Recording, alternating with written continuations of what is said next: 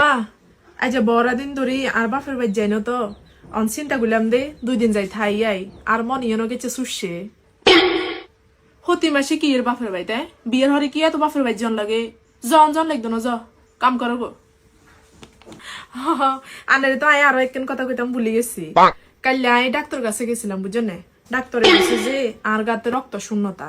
তো রক্ত শূন্যতা পূরণ করবে বলি বালা বালা ফল ফুরট খাইতে হইব আর 1 মাস কইছে যে বেড রেস্ট নিবে লাগে বুঝছেন না অনাইতেও ইচ্ছা কোনো সংসারেতে কাম করতাম হাইতাম না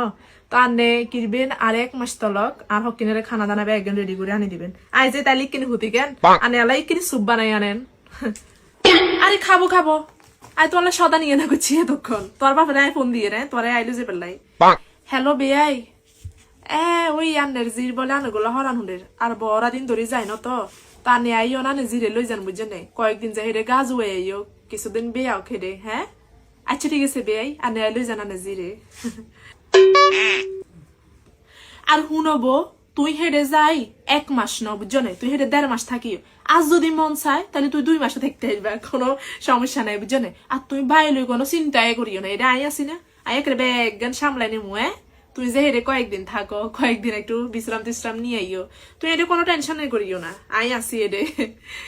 আচ্ছা ঠিক আছে আম্মা একটা হুতি থাকবো আই বলে হকিনারে বলে যাই রান্ধি দিয়ে আইতাম মামা কি কথা কইলো যাইয়া তুমি বাপের বাড়ি যাই থাকুক গো হ্যাঁ নিজের কাম নিজে করে দিয়ে হয় না আবার হিয়ারে লই যে হকিনারে দিয়ে আইতাম কত শান